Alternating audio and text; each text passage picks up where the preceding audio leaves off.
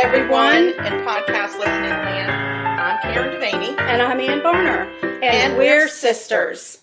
Welcome to Sugar-Coated Murder, where we'll discuss and probably inappropriately laugh about and comment on. Yep, one of our favorite subjects. Murder. Oh, and we love to bake. And why not combine our two favorite subjects? Baking. And killers. Hello, Ann Varner. Hiya. Hiya. Yeah. Hiya, Watha. Hiya, Watha. Whew. How's it going? Hiya, Watha cooking. What's a cooking?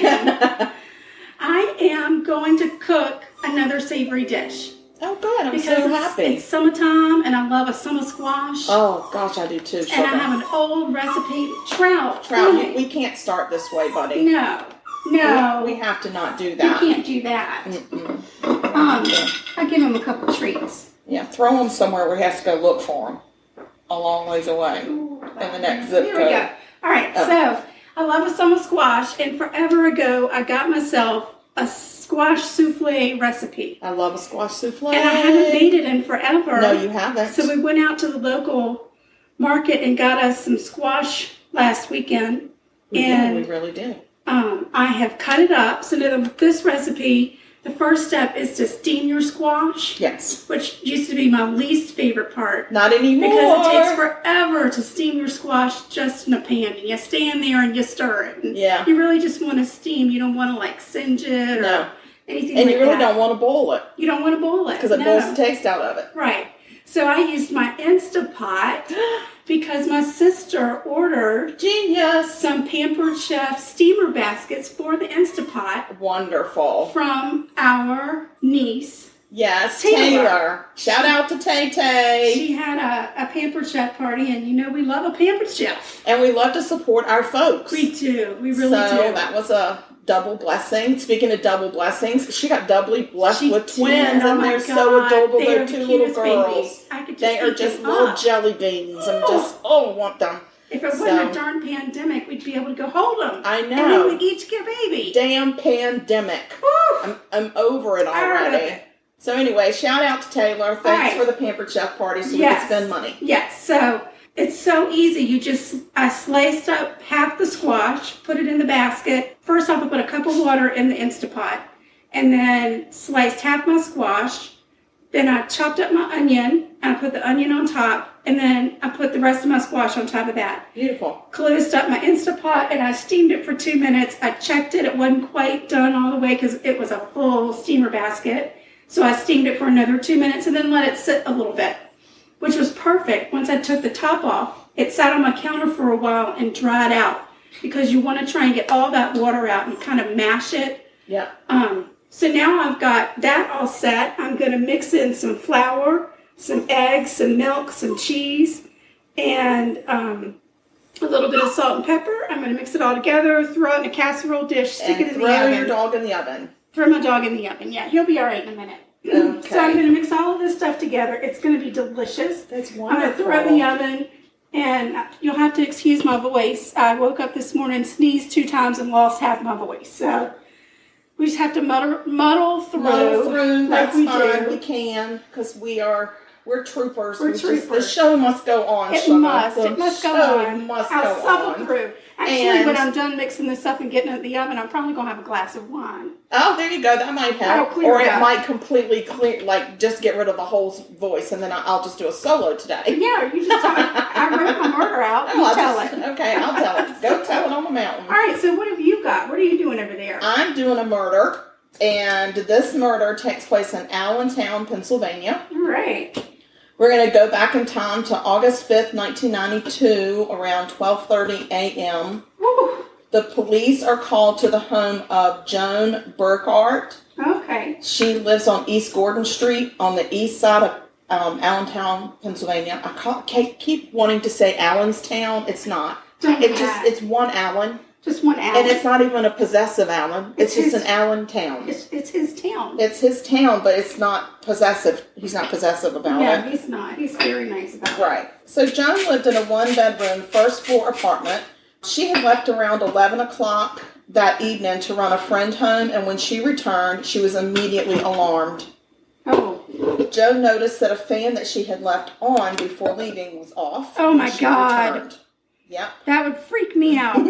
Well, I think it freaked her out. She called a popo. Oh, Lord. Her patio door that she had left open was now closed. Oh, and gosh. the screen door that was locked when she left was now unlocked, and the screen had been cut right next to the locking mechanism. Have mercy. She also reported there was money missing from her dresser drawer, about $40 or $50. Well, she's brave to have even gone in the house. I wouldn't have gone in the house. I agree. Well, I wouldn't have stayed. I wouldn't know. It wouldn't have taken me long to hightail it right the hell out of there. No. So the first sign of trouble, it would have been gone. Yeah. I would have been out. Anyway, nothing else seemed to have been disturbed, but somebody had certainly been there when she was away. So the police came and they took a report and they left. Oh, Lord. I hope she went and stayed with her mama.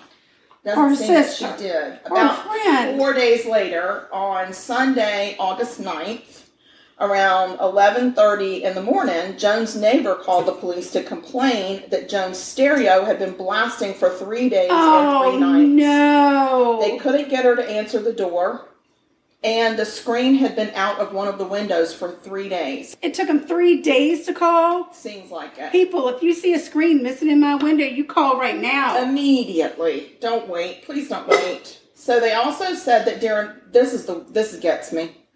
They also said that during one of the 3 recent nights, and it sounded like someone was beating Joan up. Oh my God.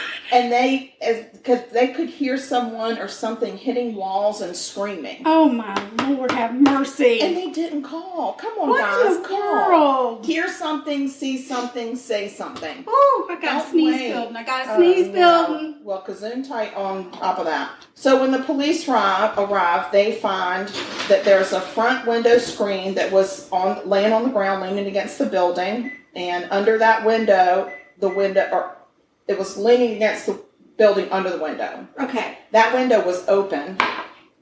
The screen on a rear window had been pushed out and was laying on the ground. Oh, gosh. And that window was also open. There was a screen door that had been cut, which we already reported, but they didn't know that it was in a previous report. Right. And the TV sound was blaring loudly, and the patio and front doors were locked. Oh, no. Inside the apartment, Joan lay on her stomach on the floor of the living room by the couch. There was a large amount of blood on the floor, couch, and walls, and she had been brutally beaten about her head, but nothing else in the apartment seemed to be disturbed. Joan was wearing a sleep shirt and a pair of jockey shorts, like men's, what do we call them, boxers? Yeah. They had been ripped at the crotch and pulled up. Oh, God. She was nude from the hips down, and upon further investigation in the bedroom, there was a dresser drawer that was open and a pair of black shorts were on the floor in front of the dresser. And the shorts had some blood stains and white spots on them. Oh, God. There was a peach-colored shirt found hanging on the closet door, and it had a large bloody swipe mark. Oh, my word. Where maybe a weapon had been wiped off on it. So, who was Joan? Well, we're going to talk about who Joan was. Joan was a 29-year-old nurse's aide. Sorry. Okay. 29-year-old nurse's aide. I'm with you. Yes. And she was the daughter of Stanley and Gladys. Stanley and Gladys. She was the youngest of 3 children, and she was an aspiring nurse, a music lover, and a former high school honor student. Aww. Joan had been battling depression for a while, and over the past 7 years, she had threatened suicide several times. As far as her parents knew, she had never attempted it, but when they could not reach her for 2 days over the weekend, they feared the worst. I'm sure. Oh, gosh. So when they learned that she had also not shown up for her nursing shift the day before, they got in their car and rushed over to her apartment. They had agreed on the way over there that if they got there and Joan's car was there, then she probably had gone through with it. Oh, so they're thinking she's committed suicide. Oh, gosh. When they pull up, they see police cars and neighbors all over the place outside of her apartment, and they immediately knew it was something much worse than they feared. Right. So the investigation continued as Joan's family prepared to lay her to rest. She was remembered as someone with no enemies that wanted to become a nurse and hoped to marry someday. When the autopsy report came out, it revealed that Joan had been sexually assaulted and had been bludgeoned to death by 37 individual blunt force injuries to her scalp. Jiminy crickets. Causing extensive skull fractures and brain damage. Whoa. The weapon was most likely cylindrical, about a half to 3/4 inches in diameter with a smooth surface. And the force of the blows were so deliberate and violent that her hair was actually embedded into the skull fractures. Oh my gosh. Joan also had defensive injuries on both hands. All of the blood at the scene, including the drops on the black shorts and the swipe on the peach short, belonged to Joan. However, the black shorts had those white dots on them. Right. They turned out to be semen. Of course. So DNA was extracted, but it's 1992. Right. We don't do that in 92. So the analysis of the blood spatter on the walls indicated the attacker was about 5'10" and had stood over his victim while beating her with his weapon. Isn't that incredible that they can figure out the height of the suspect based on blood spatter? I've always found that fascinating. I'm fascinated by that. I really am. They can find out so many things. Because it's different blood spatter when you take it up than when you take it down. Right. I mean, it's crazy. So, I'm fascinated. And then you put my husband in there who studies it and teaches it. It really can be very. I understand the people that do the analysis for blood spatter make a lot of money. I would imagine that they do because they're very knowledgeable. Yeah. So, very knowledgeable. So, okay. Now we're going to go to June 9th, 1993, which is about 10 months after Joan's attack. Okay. Allentown police receive a report of a missing person on East Gordon Street, which is where Joan lived. Oh, no. A neighbor grew concerned when she noticed that the little newspaper delivery girl's cart full of newspapers sat in a yard between two houses, and it sat unattended for about 30 minutes. She was usually very punctual. So 15-year-old Charlotte Schmoyer, when she had not finished delivering the papers. Oh, no. Some neighbors had gotten theirs, and some had not. And past where the cart was parked and facing, nobody had gotten any of their papers. And there was also a random newspaper rolled up in somebody's yard, which is not where she left the papers. Right. And this was very uncharacteristic of Charlotte because she was very conscientious. She was working very hard for the paper. She was just shy of her 1-year anniversary, and she was going to get a very special T-shirt that indicated that she was the morning delivery person. Nice. So, yes, she was very conscientious and very proud of her job. So police come to investigate, and they find Charlotte's half-filled newspaper cart and the lone copy of the other newspaper in the yard. They find a Walkman that had been separated from its headphones. Oh, a Walkman. Yeah. Those were the days. Yeah, the headphones had been detached, and those two items were found between the houses, but not together. Right. And there were bloody finger streaks on the glass pane of a neighbor's garage door. Oh my gosh! Why? Why do you pick these? I don't know. I don't know why he's talked to me. Oh my gosh! There were obvious signs of a struggle. You're going to have to do, the next one you do has got to be a survivor story. Okay, I'll do a survivor story. Yeah, because I can't. These are finding like the worst. So, the search is on for sweet 15-year-old Charlotte. Later that day, a search team comes across a bloody trail that leads them to Allentown's East Side Reservoir and to the body of Charlotte buried beneath some logs. Oh, gosh. There were signs of sexual assault. Damn it. And the autopsy found that she had been stabbed and slashed in her throat and on her back more than 22 times. Whoa. There was indication that she struggled with her attacker. The weapon used was a single-edged, smooth knife about 4 inches long, and a few of Charlotte's wounds were so deep it was obvious the stabs went right through to the hilt or the beginning of the handle. Wow. So it was very violent. Semen was extracted and a DNA profile was gained. There was also hair found on Charlotte's knee that was not hers, and it was a pubic hair. Oh, God, I understand. For God's sakes, Karen! Did you know that this is a murder podcast? Oh my gosh!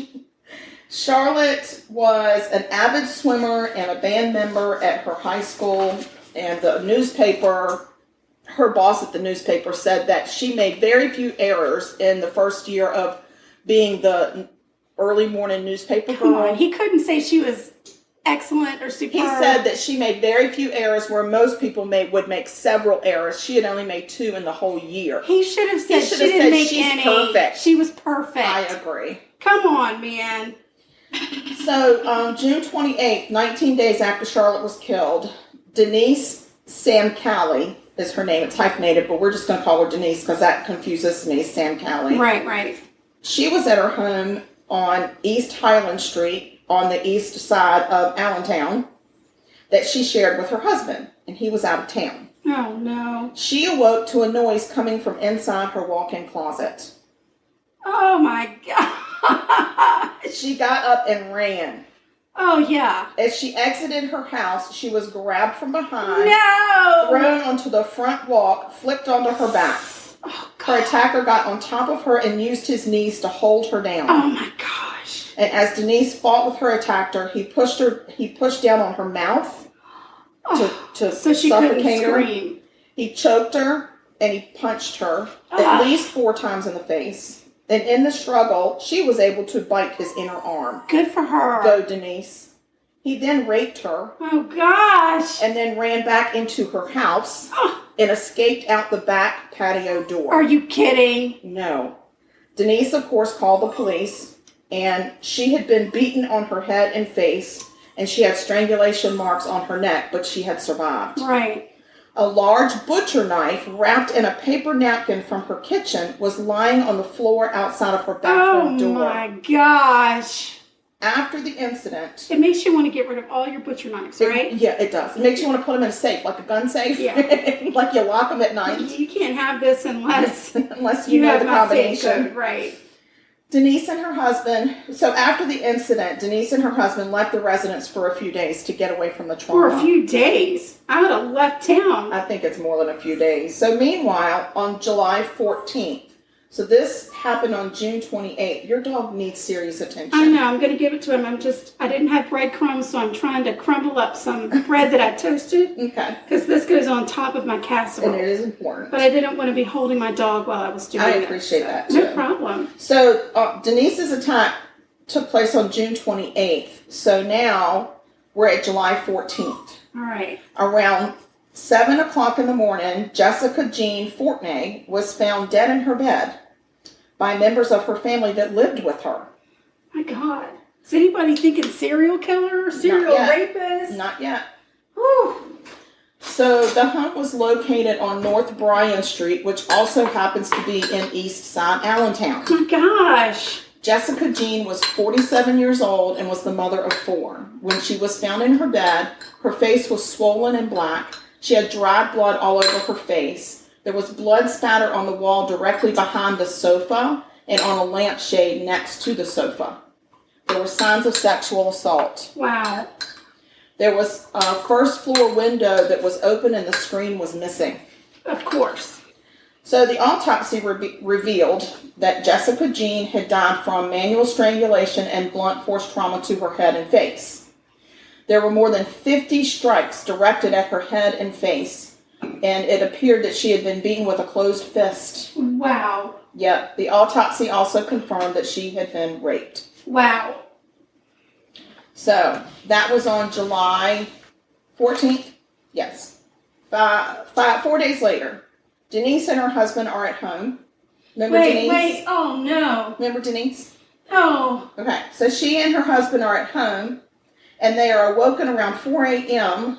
in their home by a noise in the house. Suddenly, the back door opened and set off the newly installed alarm. Right. The intruder fled. Oh, God. After that, they moved. Allentown police provided an armed officer to stay in the home at all times. Oh, my gosh. They knew the intruder would be back. Oh, no. I'd be out. Goodbye. So in the meantime, A 5-year-old girl was attacked and raped in her bed. Karen, I'm not kidding. This why is so bad. are you doing? Why? Because I didn't know about this. You should have stopped. I can't just stop. You have to. No. Oh. She was raped in her bed. Don't give us all the details of that. I'm not. Her attacker attempted to strangle her. He fled before he killed her. She survived his attack. Thank God. Upon investigation, it was discovered the 5-year-old had been stalked for several days before she was attacked in her home. Yep. I mean, this is back in the 90s, sugar. Don't care. People, I know. Well, I mean, back in the 90s, I was a scared chicken shit. So I locked every door and I checked every closet every single day of my life. Back in the 90s, I was living in a house where the door didn't lock. Yes. And I would check behind the, when I would come into our apartment, I would look behind the shower curtain. I would look in all the closets under the beds.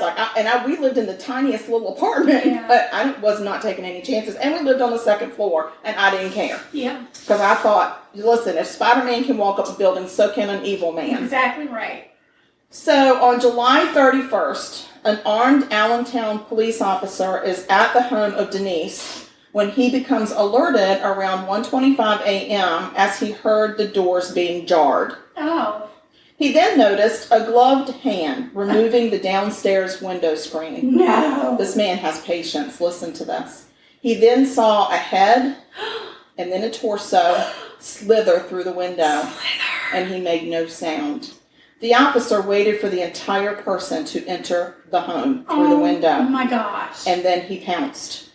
The intruder ran into the kitchen and exchanged gunfire with the officer. Oh, no. And here Denise and her husband are asleep in their bed. Oh, my word. The officer took cover in a bedroom, and the intruder escaped out the kitchen door. Oh. They should make a movie. This is an incredible story. Oh, my gosh. Around 3:30 in the morning, that same officer was called to a local hospital. Okay. He was called to a hospital. There he came face to face with the intruder who had cut himself on the glass of the kitchen door as he escaped. Oh, poor baby. The officer was able to recognize him and identified the man as the intruder at Denise's home. Right. And the intruder had a healing wound on the inside of his arm in the shape of a bite mark. Yes! Go Denise. Got him. She's a badass. So police then were able to obtain hair and blood samples from the assailant, as well as a warrant to search his home. The next day, they go to his house. He's still in the hospital. They find a black ski mask and a pair of gloves under a couch cushion, several drops of blood and a blood-soaked shirt in the laundry. Oh, God. Several drops and smears of blood in the bathroom. My word. Additional pairs of gloves, including a black pair of rubber gloves. Okay. And some blood-stained shorts and socks in the bedroom. Oh, gross. Yep. I mean, do some laundry, dude. My gosh. A pair of black pair of running shorts, not shorts, shoes. That's going to be important. Black pair of running shoes. Okay. And a loaded .380 semi-automatic handgun belonged to Denise's husband that had been reported missing from their home. Wow. The officer at the scene identified the clothing and the gloves as being what the assailant was wearing when he broke into Denise's house as he watched. Right. Denise was able to positively ID him as her attacker. Oh my gosh, yay, Denise. The black running shoes matched up to a patterned bruise that was on 15-year-old Charlotte's cheek. Oh my gosh. Where he had stomped her in the face. So they arrested Harvey Miguel Robinson, born 1974. When they arrested him, he was 18 years old. Are you serious?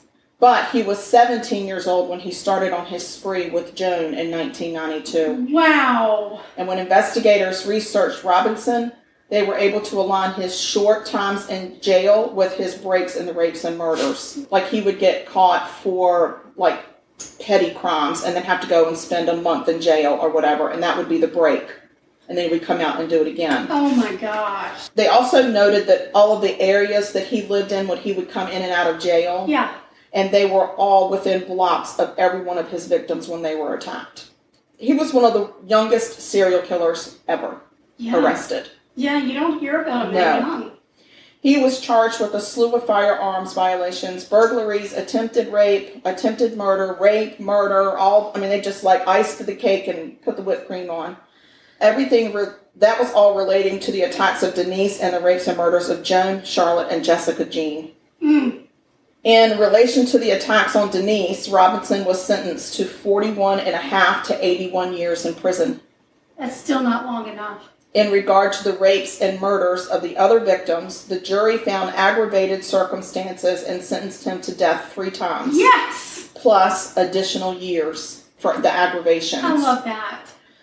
One death sentence was overturned. Of course. And it was converted to life with no parole because he was 17 when he killed Joan. Okay, whatever.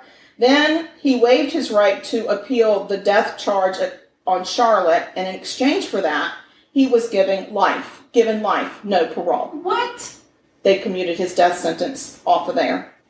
So, in 2019, the death penalty of Jessica Jean was still upheld so far. That's good news. The judge that upheld that asked Robinson in court if he would consider donating his brain to science.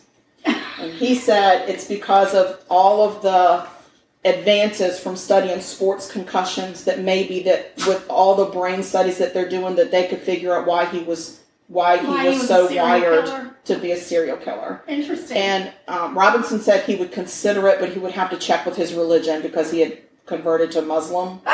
So he wasn't really sure, but he would consider it. Yeah. Okay. So I want to tell you that Robinson's father was an alcoholic who often abused Robinson's mother physically and emotionally, and eventually he left. But in 1963, the father had gone to prison for severely beating a York woman to death. Oh, wow. He was convicted of voluntary manslaughter and sentenced to 6 to 12 years. I'm not sure when he got out, but it was in time to breed and produce this spawn of Satan. Yes, that became worse than him. So right now he's never going to get out. Even if this other sentence was overturned, even if they decided to give him life with the possibility of parole, with all of his charges, he would still be in prison for over 100 years. So in 2019, when the last time he was in court, he was 45. He was in a wheelchair already. You know, prison is not good to the body. Not good for you. It's not real good for you. It's not good for you. So I feel like he's where he needs to be. I think a death sentence would actually be too light for him because I think that he went in there very young, which means he was probably prime meat, which I really hope he was. Yeah, but now he's used to it. He is. He knows how to. Now he's the one. But remember, when you're on death row, you don't even have to be with the population. I want him to have to be with the population. I want him to have to suffer every day. I want him to be raped every night when he goes to bed. And I want him to be like heat fed into his room so he's hot all the time. Yeah, I want it to be uncomfortable. I do. I really do. And I want them to... And then on occasion, if somebody could just stomp him in his face and leave a shoe print, that'd be I think great. while he's sleeping, that should just happen. It should just drop from the ceiling randomly. So anyway, I never knew that Allentown, Pennsylvania had a serial killer. Yeah. Never knew that. And not only that, but, you know, the youngest serial killer that at that point was on record. I don't know if we've got a younger one than that or not. I guess we'll have to do some research, but that was pretty horrible. That was terrible. And it makes me lock my door every time I take my dog out. Yeah.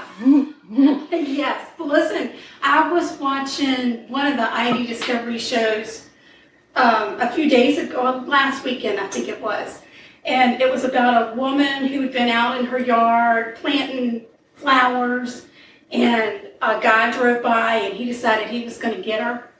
And she's just out there, you know, planting roses. Having a good time, communing with nature. Her husband comes home from work. Mm-hmm. He walks in the house. He loosens his ties, getting ready to go fix himself a drink. And a man comes out of the kitchen and shoots him in the head and kills him. Oh, my God. But because it's inside the house and it's all closed up, the woman never heard it. That was outside. There was construction or traffic or something, and she never heard it. Mm. So her husband's laying on the floor, dead. The guy goes into the kitchen, grabs himself a beer, cool down. Oh, my gosh. It takes a lot to kill a man in his own home. And then he waits until she finishes planting the roses in her garden. She comes in. She, you know, is walking into the house, and he grabs her, and he rapes her, And then he hog ties her and throws him in his car. Oh, no. And he held her captive for 10 days. No, he didn't. And raped her and made her take a bath in front of him. Ew. And she was a nurse. She was, I think, in her 40s at the time. And, her kids were like, I don't know, did Mom kill Dad and then leave? Did she know her husband was dead at that point? She didn't. She did. The guy told her that he had killed her. He had killed her, but she didn't know it for herself. Right. But because she had been tied up with this rope for so long, she got these really bad cuts in her wrist, and she kept telling him they're getting infected because he would leave her. He would hog tie her on her belly, and and then he would leave her alone in a dark house, go wherever he would go, and then come back and have his way with her. And finally, she said, "Please don't leave me tied up. Put handcuffs on me because the rope is irritating. I've got bad infections." And he listened to her, and he put handcuffs on her, and he tied her, but didn't tie her quite as tight as he normally would. But he didn't tighten the handcuffs really tight, and she was able to move her wrists. So he left, and she was able to move her wrists enough to untie that freaking hog tie. She gets out. She has no idea where she is. She's still handcuffed. She's just gotten the rope out so she can move. And she gets to the phone and manages to call 911, and she tells him who she is, and she's like, "And I don't know where I am, and you have to hurry because he's going to come back and kill me. He's going to kill me." And the whole time she's on the phone screaming, "He's going to kill me." And the police come in and she screams, "He's going to kill me." And they finally calm her down and like, "No, we're here to help you." When this man went to trial, the judge sentenced him to life.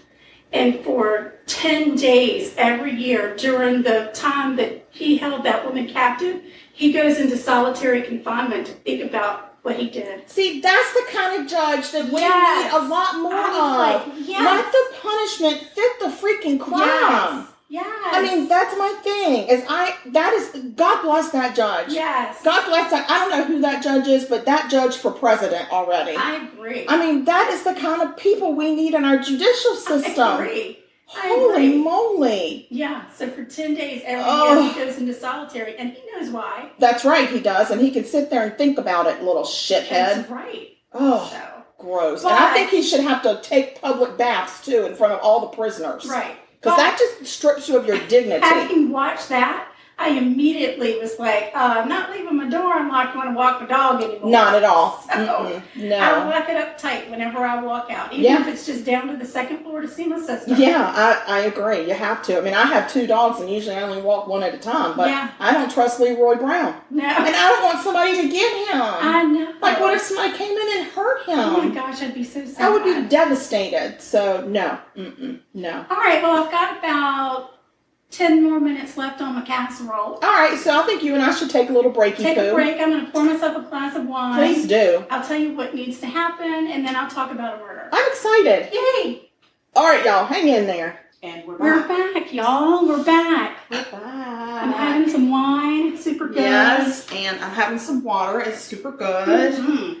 And you'll hear the timer go off in a few minutes, and I'm going to go put breadcrumbs on the casserole because, as usual, she makes me finish everything she starts. Oh, my gosh. Y'all know that's not true. So anyway, I didn't have breadcrumbs. I had to toast some hamburger bun. It's fine. And I threw some little, it's a Pampered Chef rosemary seasoning into melted butter. Nice. Put my breadcrumbs in there and mixed it up. So hopefully it'll give it a little extra. You don't really have to have it. It's not like it's like key in the casserole. But it's not, but it adds a little crunch to it. Crunch. I do like that. Yeah, I like mean, a you little could put a Ritz cracker on it if you want. A Ritz cracker would be good, or even just some tater chips, girl.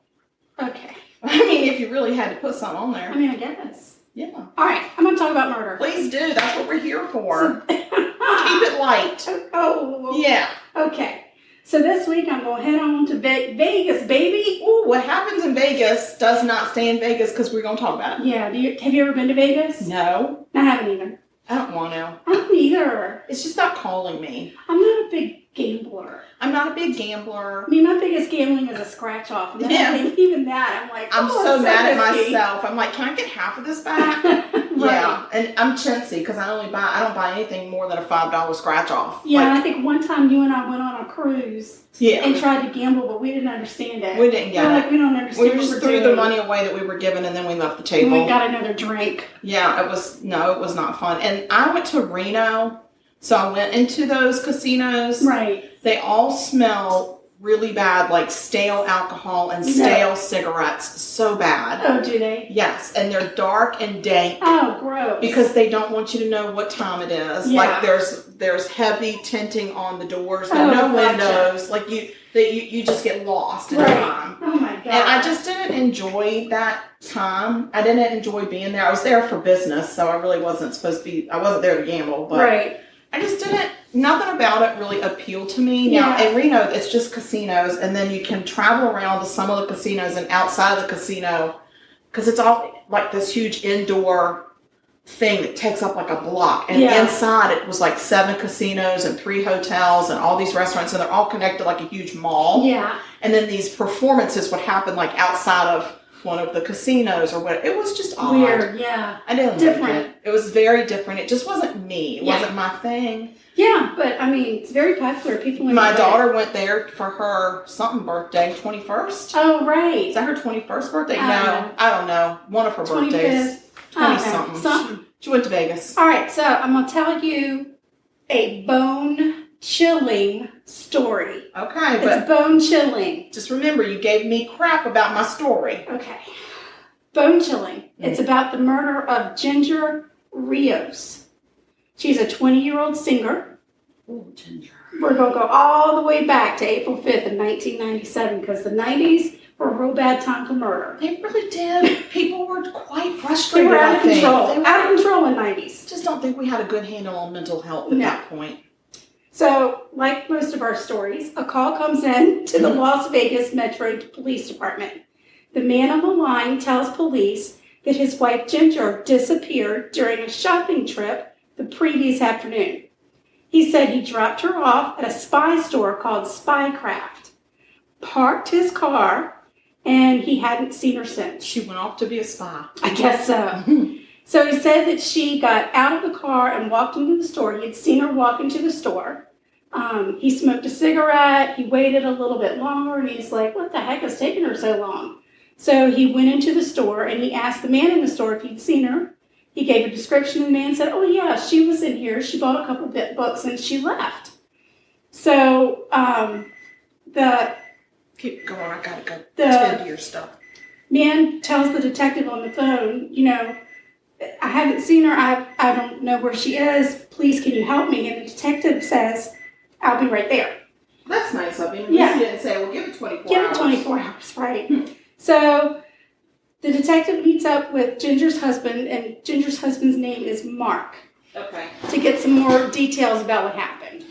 He was kind of surprised when he met Mark because Mark is 14 years older than Ginger and a little bit of an introvert, whereas Ginger, she was outgoing. She was 20. She was a singer. She was a dancer. She was a model. Life, and she had the man that worked for her. Right. So stop judging. Right. So, but Ginger was really kind of making a name for herself on the Vegas circuit. So that's cool.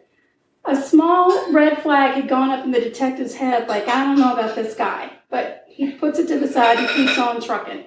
So Mark tells him that he checked with all the other stores in the strip mall where the Spycraft store was, but nobody remembers seeing Ginger. Oh. Mark said that he even checked with Ginger's family to see if she had shown up at their house. And when Mark explains that Ginger had gone into the store with only her wallet and phone, but left her purse in the car, her family becomes alarmed because they say Ginger never goes anywhere without her purse. Oh, wow. So there were some red flags. So Ginger's dad comes home. His name is George. And he hears that Ginger's missing. And he immediately grabs Mark and tells him, get in the car, we're going to the store. To the spy store. So he wanted to go to the spy shop to see if they had video, because it's a spy shop. Oh my God. They're going to have video. Genius. Right? You would think. Right. So they get there, and the doors were locked. So they go around back, and they happen to run into the owner. Oh. And he's leaving the store. He's getting in his car. And they explain to the owner what happened. And the guy said, oh, yeah, I remember. She did. She came in and she bought a couple books and she left. I've got surveillance in the store. I've got to go out of town for business for a couple days, but I'll get it to you first thing on Monday. Couple days? Couple days. Well, no, that's not nice. Right. So... Did they check the trunk of his car? They said, can't you just get in there? And he's like, you know what? I already set the alarm. He had his wife and baby in the car. I don't care. So He's they a were jerk. Like him. All right. What's his name? Jerkwad? Jerkwad. Of the spy store? Yes. Spies Are Us? Spies Are Us. Jerk. All right, so George and Mark then go home and they start trying to brainstorm on what could have happened to Ginger. Her family agreed that Ginger wouldn't have run away because so much was going right for her. She was performing an act with a salsa band. I think they were called salsa machine. Salsa. Right. Gotta do some salsa. They were doing like a lounge act. Oh, yeah. So she was having a really good time. She's kicking up her heels. She and Mark were newly married. So they hadn't been married for very long. And the day before she disappeared, they had moved into a great house. They bought a house. And it even had a basement. She was planning to open a dance studio in the basement. Oh, my goodness. So she had this. So aspirations. Really good. Yeah, and then she went to the spy store and all hell broke loose. Yeah, really. So, oh, Trout. Yeah, he can't. So, I've lost my place because Trout, does his thing. Got in the way and blah, blah, blah. And anyway. She got a house and she was going to open a studio. Yeah. Yeah. That's exactly right. She was happy. She had a lot going on in this Ginger. And they didn't seem to think that Mark had anything to do with it. They found him to be quite trustworthy. Oh, good. That's good to know. But the detectives felt like they wanted to take a deeper look at Mark because they weren't so sure. They also noted that there had been no activity on her ATM card. Okay. And she had been planning to make a big deposit from, I guess, her salsa lounge. I'm doing the salsa. You can't see. You cannot see it and you don't want to. It's really good. No, the wine is already taking effect. I'm really good at salsa. You're good at chips and salsa, sugar. I know. It's the wrong kind of salsa. Anyway, she had not made the deposit. Okay. So, and Mark had been out doing his own surveillance. He was on it. He did his own investigation.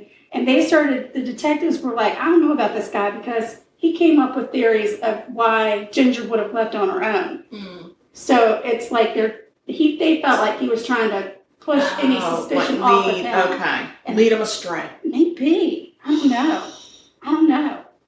So not long after Mark reported Ginger missing, they get a call from a police officer, and it seems that they've come upon Mark and Ginger's car, and the darn thing is burning in a parking lot. So the detectives go there. Ruh-roh. Mark wasn't with the car. The car was just burning. They were able to track him down, and he says, on my way home from work, the motor started acting funny. Okay, Mark. And then it started smoking. Now you're on the list. So I parked it, and I just let it burn. And I walked away to get help. I walked away. And detectives were like, okay, dude, what's going on with you? So they take the car back to the crime lab, and he's like, great, take it. I don't care. It's, what am I going to do with it? It's half burned. They take a closer look, thinking maybe they're going to find some kind of clues or evidence about what ginger. Half a ginger. But nothing. They got nothing. Nothing. Absolutely nothing. Nothing that would help them in the case. Nothing. It was very suspicious, though. All right. The whole burning of the car. Mm-hmm. Or maybe Mark's just having a bad damn week because it happens. Oh, you don't have to tell me. Exactly. Mm-hmm. Now, I never tried to burn my car because I was having a bad week because then I got a whole situation with the insurance. Okay, but you can relate to a car having a bad motor because you don't have a lot of money to fix it and it catching fire. I do get that. Yeah. I do. I'm going to go get your squash. So now detectives have spent all this time focused on Mark. Yeah. And they haven't gotten anywhere. No. Right. So then they're like, well, duh, maybe Mark didn't do it. Oh my God, those. So now they have to go back to the drawing board. Yeah, and they've lost a lot of time. And start at the very beginning. They could have found her by now. Yeah. They had to go back to the last place she was seen, which is that weird spy store. Yeah, big dummies. So Ginger's family is putting posters up everywhere, and they start getting in front of the cameras to ask the public for help. Investigators go to the spy shop. They call the owner. His name is John Flowers. And I don't even believe that name. And they ask for surveillance. Yeah.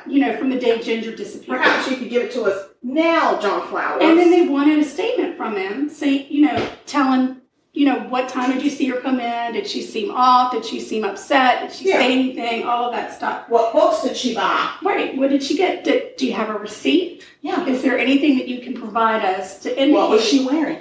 What color was her hair? Because if her name's Ginger, I bet I know the answer. Well, you're wrong. Oh my God, why would you name a kid Ginger if their hair isn't ginger? Because maybe they like spicy things. Okay. Duh. That's true. She was into salsa. Mm-hmm.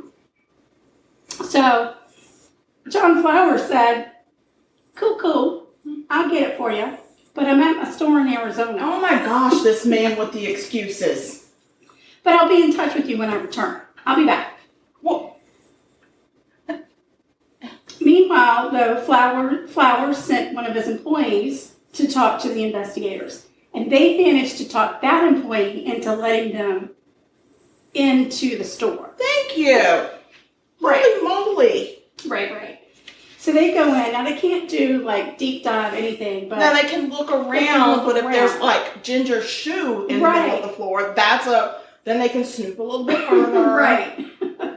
I'd be looking for, secret doors, me too. passageways, what is this Open place? sesame. I'd be pulling every book off the shelf. Hocus pocus. So, when they walk in, they don't really notice anything out of order, nothing crazy. But they go to the back room and they notice there's a strong odor of cleaning solutions. And they also find a tiny little spot of blood on one of the walls.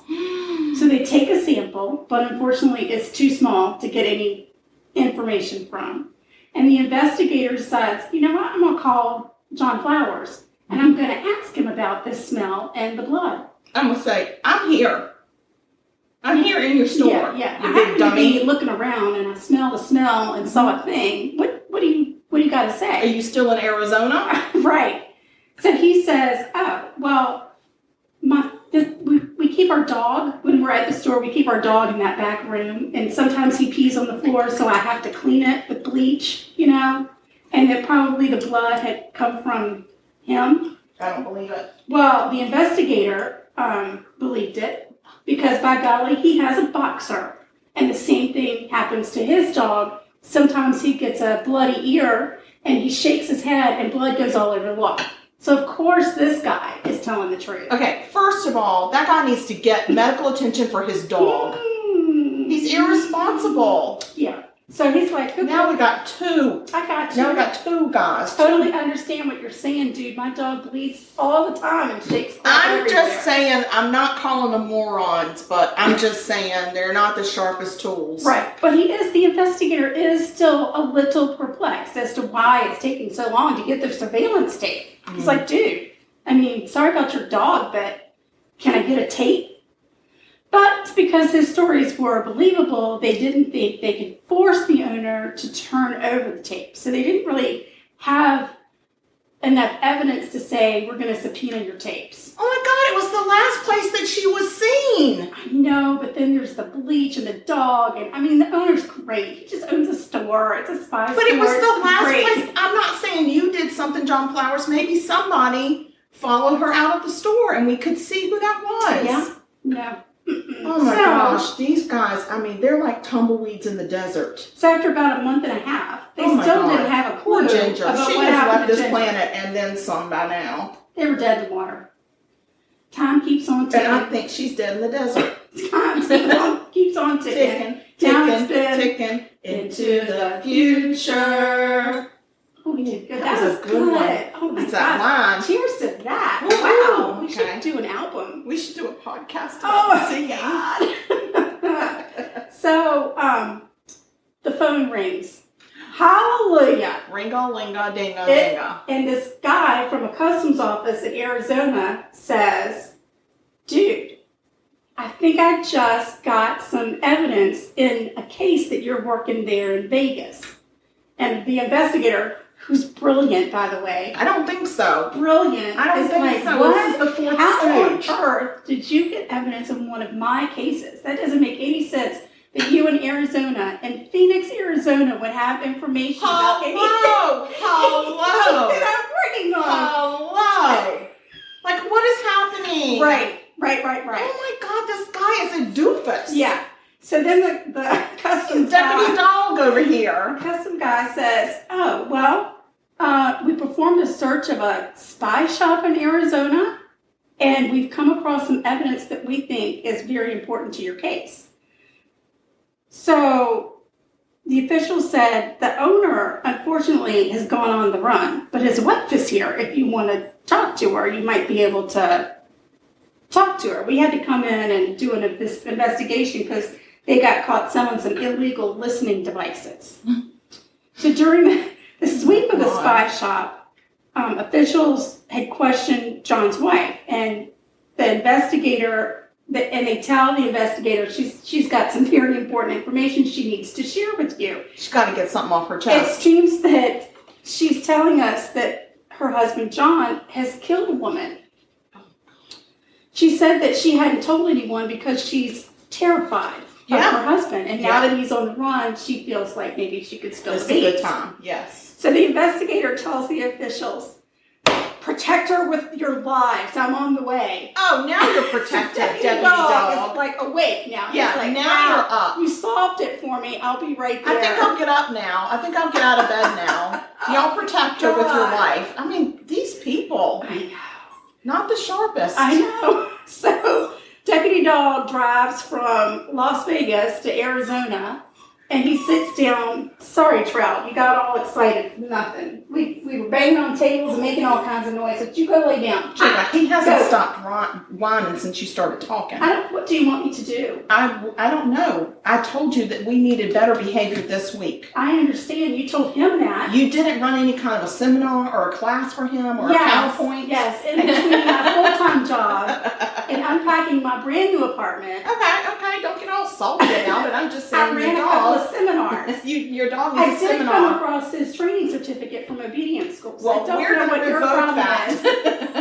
He's taking the class, for heaven's sake. Yeah, I think he just audited the class. No. Trout. Okay, he's been reprimanded. Anyway, so John's wife, Cheryl, tells the Vegas investigator, Deputy Dog, that the day Ginger disappeared, she and her husband and their baby had been at the spycraft store. Ginger comes into the store, and then John suddenly tells Cheryl, "I need you to go buy me some film." Film. I gotta get some film. I need some film, and I need it now. Because Cheryl's like, "You need it now?" And he's like, "I need it now." What's he need film for? He needed film. He's weird. So she went out and bought film. She was gone for 10 freaking minutes. 10 freaking minutes. And in that time, he killed Ginger. When she came back to the store, a man approached her and asked if they had seen his wife. It was Mark, looking for Ginger. Cheryl said yes, she was here looking at some books. And John said yes, she bought some books and then she left. And then after Mark left the store, John told Cheryl, "I've done something bad. Whatever you do not go to the back room." Oh my God. And she said, "Okay, I'm going to go wait in the car." Don't go to the back room where we keep the dog and we bleach it down. And the dog got a bloody ear, by the way. Don't go back there. By the way, we don't have a dog. Don't go back there. Don't go back there. So there's nothing to see in the back room. Yeah, Cheryl, being Cheryl, walks to the back room. Oh my God. She carefully opens the door and sees Ginger laying in a pool of blood. Just as she has opened that freaking door, her husband walks up behind her, grabs her around the throat, and starts to squeeze. And he said, "You better not tell anyone or else you're going to get it worse than her, and then I'm going to torture our baby."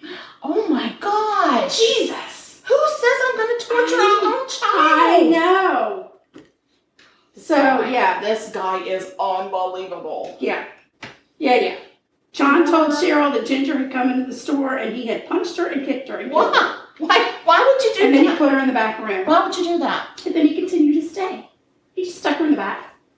We're good. What can I get you? Would you like a pair of night vision goggles? What else can I get you, man? How about a fingerprint kit? Oh my gosh. Why would he punch her and kick her? That's 10 so rude. freaking minutes. She was gone for 10 minutes. Cheryl? Oh my God. 10 minutes. 10 minutes. Oh my God, I can't. So after Cheryl discovers Ginger, John spends the rest of the afternoon cleaning up Ginger and putting her into a bag. Well, by the way, he also sent a new employee out for garbage bags. It was like, dude, we need garbage bags. Real bad. Go the right heavy now. duty kind. Cheryl's going for film, otherwise I'd get her to do it. Exactly. You need to go get some contractor grade plastic. Yeah. 4-ply plastic bags.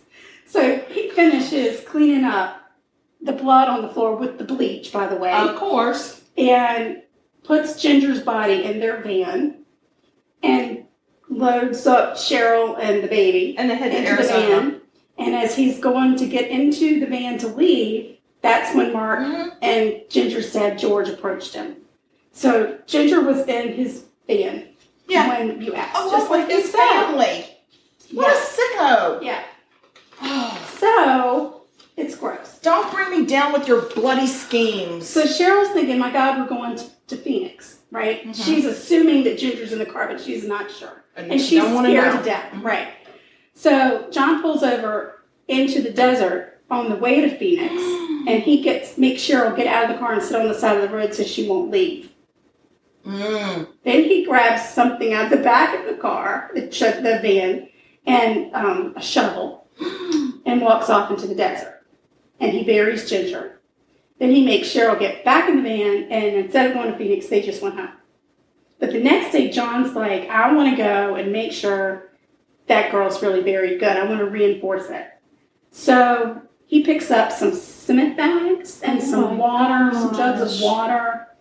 And then he makes Cheryl and the baby get back into the van. They drive back to the desert, and he goes back to put cement over Ginger's body. Yeah. Sorry, Cheryl. Cheryl, you poor thing. But a few minutes later, he comes running out of the desert, jumps into the van. He's pale and sweaty, and he's yelling, my God, they found her. They found her. My God, they found her. Well, shoot. Who done found her? The coyotes? I don't know. Did the coyotes get her? I don't know. Then investigators ask Cheryl, can you show us, where you can find Ginger's body? So she takes them out to the grave. And they find her grave, and it's got, 2 concrete blocks. He must have made up a block and then set it on top of the grave. I don't know. Did he think she was going to, dig her way out? I think he was scared. He didn't, pour it on so it saturated in. He made a couple of weird blocks and stuck them on top. He's not the brightest bulb. But then again, neither is Deputy Dog. Right. So they bring out the team, and they carefully start to dig, and they find Ginger's body. The investigator calls Ginger's dad, lets him know we found her. George then has the unbearable task of telling the rest of his family that Ginger is gone. Including Mark. An autopsy confirms that Ginger had been beaten to death and sexually assaulted. Ew. 10 minutes. I'm just saying, 10 minutes. You casually walk into a store, you're the only customer in there, it's just you and the owner, you're looking at spy books, and then, bam, freight train. Freight train. Okay, so lessons learned. I will not be going into a store where there is just me and unemployed. No. I'm going to walk in now and say, who else is here? Yeah, I need a roll call. Roll call. Everybody, if you're here, say you're here. If you're not, don't say nothing. I'm not kidding. I'm not even going into a coffee shop where it's just me. My husband was right outside. He was in the car smoking a cigarette, listening to the radio, probably. No, in the meantime, his poor wife's being bludgeoned and sexually assaulted. God, he's thinking, what does she need from the spy store? My God, she's a salsa dancer. What are we doing? What are we spying on? Oh, Lord. Anyway, so now they have to find John Flowers. Yes, right? they do, and they need to find him quickly. Yeah. They also They put an APB out for John. And they need to put Cheryl and that baby under protective protection. I don't think they did that, but I agree. Mean. They also go back to the spy store, and this time they've got their big search warrants. Oh, yeah, so they can really tear it up. Yeah. And they do the top to bottom search. They find bloodstains on the carpet, and they were able to confirm those belonged to Ginger. Now, Ginger was making a name for herself in Vegas, so this was really big in the media. Mm-hmm. Like, this Las Vegas starlet has now lost her life in a spy store, which is good that it gets a lot of publicity because a witness comes forward and says, hey, I was shopping at the Spy Craft store in Phoenix. I will never go to a spy store. And the owner grabbed me, threw me over his shoulder, and started carrying me to a back room. And I was terrified. I was able to get away because a customer came in before he got me into that back room. Oh, my gosh. And he had to let me go. But I've been too afraid to tell anybody, and I was scared nobody would think it was me. And this was like a 16, 17-year-old girl. Oh, wow. Not even like a full woman. Right. So then investigators continue to go back into who is this John Flowers? Like, who is this guy? Who is this guy? Well, guess what they found out? What? His name's not really John Flowers? He's not John Flowers. Oh, my gosh. His name is Craig Jacobson. That's not even close to John Flowers. And he's real bad. Seems he like has some it. federal warrants out of Florida.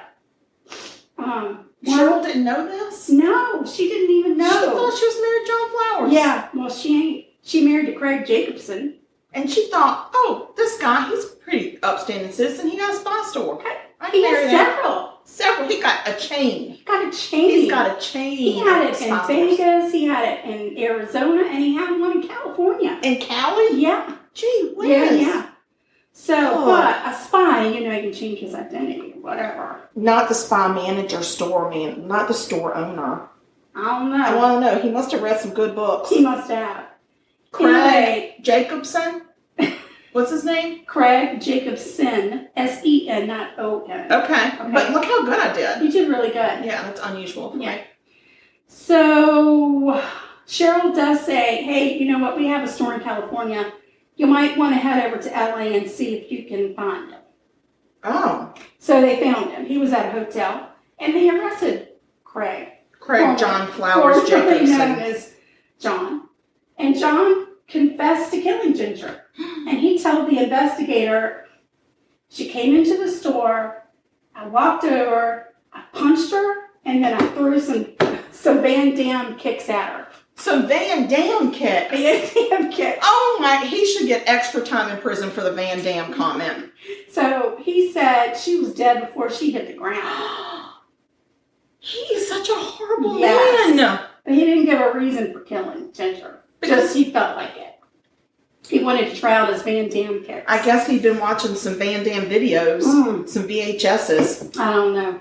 Oh my gosh. So, I know this has been kind of a roller coaster ride of a story. It has been. Can you wrap it, like get a big bow on it? Yeah, I still got a little bit of ways to go. So this is where things get a little out of control. And no, I thought we already were out of control when he Van Damme killed the girl. And when we had the investigator focus on the husband instead of that it could potentially be, and why did it take 4 months to get surveillance video from the last place this woman was seen? Because the guy was an outstanding guy with the dog. Doesn't make any sense. Yeah. It doesn't. But anyway, now we've got a freaking prosecutor who is concerned because while Craig is in jail waiting his trial, he attempts to kill himself. And the prosecutor's like, you know what? Oh, no, I think his defense team is laying the groundwork for an insane plea. Right? Yeah. He also worried that he didn't have a motive for Ginger's murder. And there were no real eyewitnesses to the murder. So he's like, I don't know. So the DA suggests that instead of risking lesser charges from a jury, that Ginger's family should offer a plea deal that would guarantee Craig would spend at least 25 years behind bars. Here's my plea deal. We're going to let you go in the desert, and we're going to hunt your ass down and bury you alive. Right. Or we're going to let you go in the desert, and we're going to hunt you down and kill you and then bury you. Right. What's your deal? Right. What you pick. So Ginger's family, they're a very tight-knit family, and they're devastated, and they don't know the ins and outs of the law. No, and you trust the professionals. And if the DA says, I'm worried that he's going to walk, or not that he's going to walk, but that he's going to get, so many years with, like, maybe life with the possibility of parole or something to that like 30 years, and then he only has to serve a third. Right. So based on what the DA told them, they agreed to a plea deal, which would give him life without the possibility of parole. Okay. Okay? But listen, they had a confession. They had testimony from Cheryl. They had testimony from another woman who had been assaulted. They had blood, Ginger's blood in the store, in the carpet. They had got Ginger's body. Excuse me. They had an awful lot of evidence. And it wasn't circumstantial evidence. Mm-hmm. They had hardcore evidence. It's so stupid that man would not want to take that case to trial. It's just dumb. It was rock solid. I don't get it. I just don't get it. Please make me understand. I mean, this is back in the 90s, though, Shulga. This is not, we're not on DNA, so they could say, it's her blood type, but there was no DNA to say it was hers. They could have said, well, I think there was some DNA testing in the 90s. Some. Enough so that they were able to say, this is her blood. Okay. They were able to say, this is her blood here. Okay. Now, they couldn't say for sure she was murdered here. Right. So I guess that was part of the problem. But my God, a jury would hear and he confessed. Everything, and he confessed, so... Why wouldn't you? But the DA said, but you also run the risk of him coming up and saying he was insane. That's true. Or he could say it was a forced confession. But it's too much. So, I feel bad because the family didn't get their trial, but I feel good because the family didn't have to hear all of the gory details. Do you really want to hear about how many Van Damme kicks it took? Right. I just don't think so. Right, and he did sexually assault her. So I think that it's probably good that they didn't have to see the pictures and everything else. Anyway, so Craig pleads guilty to first-degree murder under the Alford plea. Oh, that Alford plea. Yeah. He's sentenced to 20 years to life, and he's eligible for parole in December of 2018. Why? Because they didn't give him, without parole, 20 years to life. That's true. So, it sucks. Yeah, but if he was a really bad dude, are you saying he had a past history? Well, let me tell you something. Do you remember when he came running out of the desert saying, my God, they found her? Well, guess what? He wasn't talking about Ginger. Oh, who was he talking about? The Arizona police had found, the week before, another victim. Another victim of the Van Damme kicks. Oh, my gosh. They just didn't know who she was. She was a Jane Doe. They didn't have any information. They didn't know how she got there. It's only a week old, so they haven't figured any of it out. Deputy Dog still hadn't gotten up out of his bed yet. Right. So she was found in a grave with, guess what? Concrete bricks on it. Mm-hmm. Just like Ginger. Just close to Ginger. That's in the same exact area. That's why he could see that somebody he's come out and he's like, oh, Jesus, they found this other girl. 15-year-old Christina Martinez. Oh, she had 15. Her body. They had her body, but they hadn't connected it to anything else. So once they found Ginger, now they're like, "Oh, look at what we have here," and they're able to connect Craig to the crime. Okay. So they charge him with her murder. She was also beaten to death and sexually assaulted. Well, that had happened at his Phoenix store because guess what? Craig confessed. He was like, oh, yeah. Oh, that one. I beat the crap out of her, too. What is wrong with this man? No problem. He doesn't have any remorse or any, it's not even remorse. He's not embarrassed. Like, he's just like, yeah, I did that. Yeah. So they wrap up old Ginger's case in about 2014, a grand jury in Arizona charges Craig with first-degree murder and kidnapping of Christina Martinez. Okay. And he had actually murdered her in 1987. Oh, my gosh. Yeah. So in 2015, he gets extradited he gets out of jail in Nevada, and he gets extradited to, because I guess he had served his sentence, so he could have potentially been out, but instead he's extradited to Arizona, where he faces this trial for Christina. In July of 2016, a judge in Phoenix ordered that Craig Jacobson be treated to restore his competency to stand trial. They found him incompetent to stand trial. In Arizona. He's come across and he's like, oh no, I'm crazy. I'm crazy. So the judge said, agreed, let's get you back. How do you treat crazy? Right. Here's the thing. The mental health professionals that were treating him said, bullshit, and they sent him back to court. They said, he's not crazy. He's not crazy. The judge is crazy. Right. So on November 12th, 2016, a judge in Phoenix said, you're a big fat faker, and charged him with malingering. Is that the name? Malingering. Malingering. Malingering. So what does that mean? It means that he was faking an illness to get out of jail. Oh, dang. Right. So he's got that charge on top of everything else. Right. We're almost done. Stop.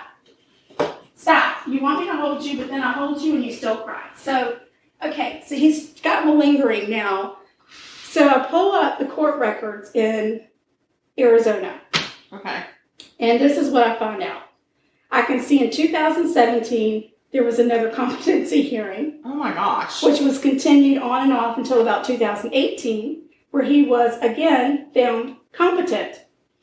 Then he got rid of his attorneys in 2018. Of course. In 2019, there's another competency hearing. This time, he's found to be incompetent to stand trial. What? In March of 2020, another competency hearing where they say, hey, guess what? You're competent to stand trial. So finally, they've got a trial date. It is set for July 20th, 2020. Good God Almighty. And where is this trial? Arizona. Let's go. Oh, my God. Let's go. Well, I signed up for court notifications on this particular case. So if I get any update, I'll let you know. But, oh, my God. How crazy. He's still not gone to trial for this murder in 1987 because he keeps getting lawyers that say he's crazy. And here's the thing. He is wasting taxpayer dollars. Oh, yeah. Oh. And they even have another inmate that says he told me this is what he was going to do. Yeah. That he was going to act crazy so they couldn't send him to jail. Oh my gosh. Yeah. So, this guy, he's trying to beat the system. I don't know. Somebody needs to beat him. That was crazy, right? Yeah. Crazy on so many levels. Oh my God, I'm starving. Can you just give me some squash souffle? Oh my God, yes. Let me get that right this second. Let me just cater to your every need, Shona. Duh. Do we want to pause it while I fix it, or are we just going to keep running? I mean, we'll keep it running. I mean, it shouldn't take but so long. I'm just going to give you a spoonful. Or two. You can't judge it just on one spoonful. You got to at least have 3. 3?